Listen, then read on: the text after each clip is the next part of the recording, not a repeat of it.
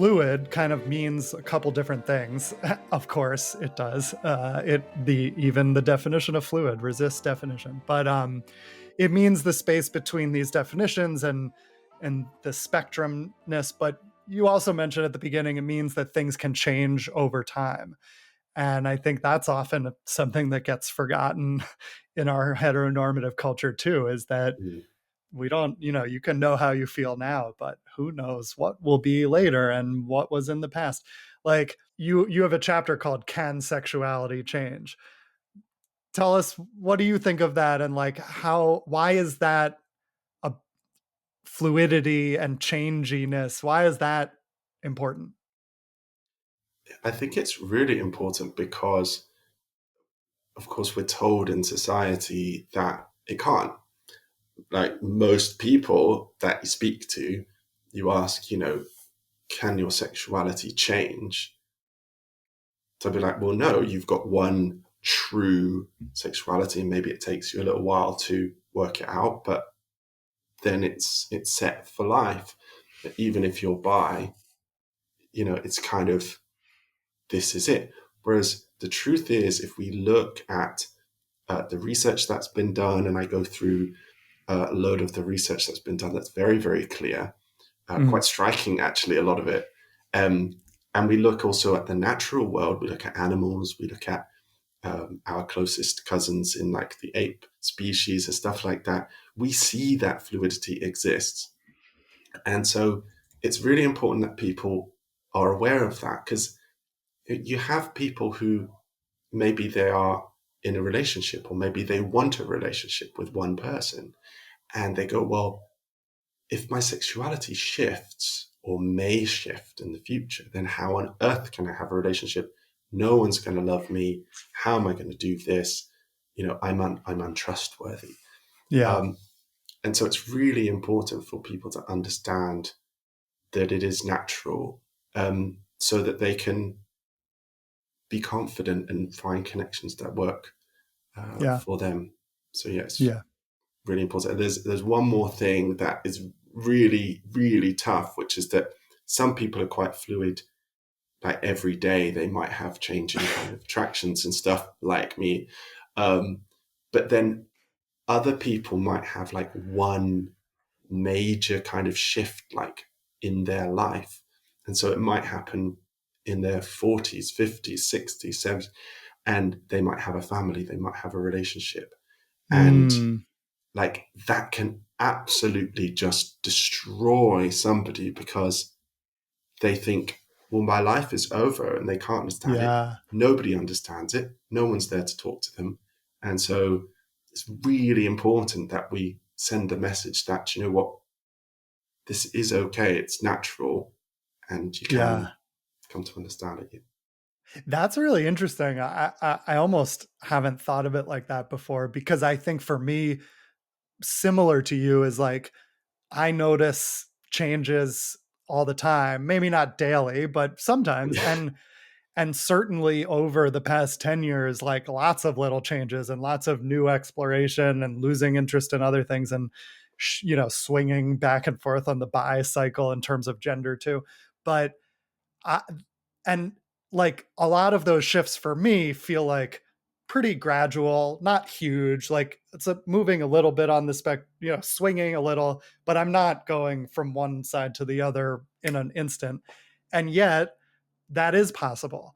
And something can do that. And it might only happen once in someone's life. Like, I don't see that too often, but maybe that's because if that happens to someone, it's difficult and they're not necessarily going to talk about it or share it so openly the way you and I share these little moves that happen all the time. So I'm glad you brought that up. That's really interesting. Do you work with any, I mean, I don't want you to share any details, but like, do you work with anyone, or have you met people where that's the case, where it's like this one big shift that suddenly they have to deal with? Yeah, absolutely. And that's kind of how I discovered the reality of that, because obviously I'm a bit like you. It's been fluid consistently. But I have worked with people who have experienced these things, and can be absolutely so challenging. the great thing is that I have actually got 8 wonderful fluid people of real different kinds who have all kind of written little sections in the book. So they have shared their experience. And so one of them is a wonderful person called Mike, who actually shared his story of having this kind of major life shift. And he talks about how difficult it was for him. And then you've also got another wonderful person called Ema, who also came to it like really late, kind of late in life, um, and now has a kind of polyamorous relationship and things. And so there's all different types of fluidity. Mm, But yeah, absolutely, it's really tough if it happens suddenly. yeah. Yeah. Interesting. You read my mind. My next question to ask you was going to be about some of your contributors. And so you mentioned some of them there. That's cool that some of what you're talking about came from their experiences. Also, Gabriel Novo is a contributor who was a guest host of this podcast back in season 3 and also a guest. And Ross Victory, who's a friend of mine, who is a future guest on this podcast, I'm sure, among many others. What's something or any few things that stick out for you that you learned from working with these contributors on the book? Oh, and yes, massive shout out to Gabriel and Ross. They were just so kind in sharing their unique experiences. Yeah. Um, and it's just wonderful to have them in the book. Um, so I'm just one person, and I'm always really kind of conscious of that. And I speak to thousands of people, like through my site and just like yourself, and through my coaching and mentoring and stuff like that. And so I gather all of this wealth of information to add to my personal lived experience, and obviously reading and researching and things. Um, but I really felt like I wanted to reflect different experiences in the book. Um, and I particularly wanted to have like a real diverse range because it is such a broad area, fluidity, and to also see different types of people with different kind of intersecting identities represented. So we've got some like fabulous women uh, identified there. Actually, if you look at the research, women tend to have a higher degree or a higher propensity to fluidity. And it's Mm, all about the different hormonal changes that come with menstruation and the different types of arousal, which I won't get into, but it's interesting. amazingly fascinating. I'm just like, Cool. like women just blow my mind and they're amazing. So we've just got so just fabulous accounts from women there. They blow Um, your mind. They blow my other things. Okay. Sorry. You Rob, can't this say is a blow on this. I'm a comedian now. You can't say women blow and not have me comment on that. Okay. this is a family podcast, Rob. Well, it's not, Is is it? it? Is it? No, it's not. It's really not. Uh, this is the Maybe. funny thing. This is the Maybe. funny thing. I talk about sex and sexuality all day online, but I'm actually like the shyest, most kind of asexual, kind of polite British person who can hardly say bum without blushing. So I don't know It how is I got funny. into That this is line of funny. I work. know. That is a funny incongruence. Yeah. I love it. I love it. Yeah. But there we go. But that's the thing. We are forced, aren't we, in a way, because we're born with these kind of different identities and things. So we have to talk about it. And it's like, well, I would love to be in a world where we didn't have to um, talk about it, all the time and write books and stuff. But I guess keeps me keeps me out of trouble doing all this.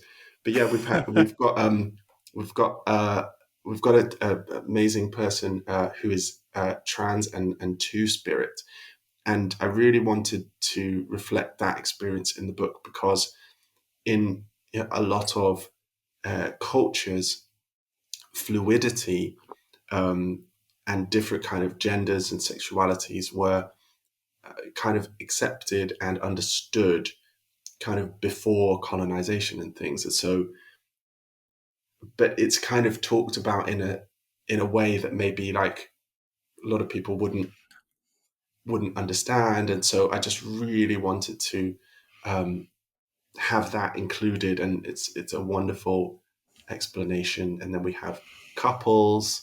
There's a couple in there who are also from a Muslim background, so talking about kind of how that intersects and things. So we've got Mm, a real wonderful cool. mix of people. Cool.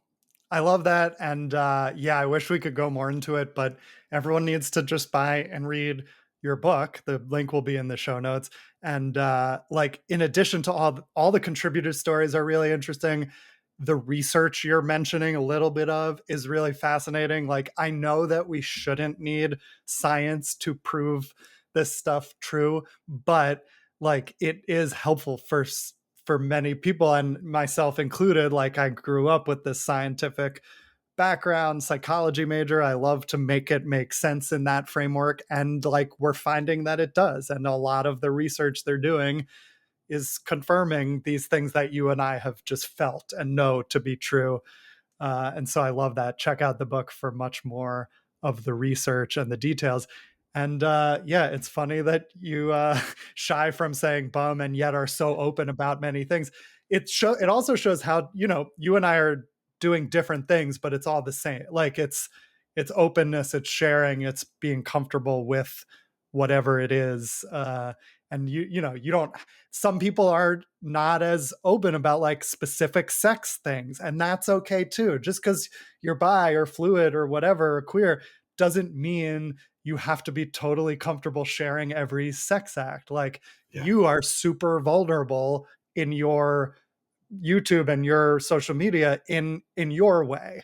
And like, the stuff you share is really intimate, even if it's not like saying the word dick or masturbation party the way I do. So thank and you we for need. your. We need both. We need it all. Thank you Both for ends. saying dick and masturbation so freely. You're welcome. It's a beautiful thing. How was that for you when you just said those words? What's going through your body as you say that? Just a lot. It was hard. Good. Good. I'm glad I can push you a little here. Okay.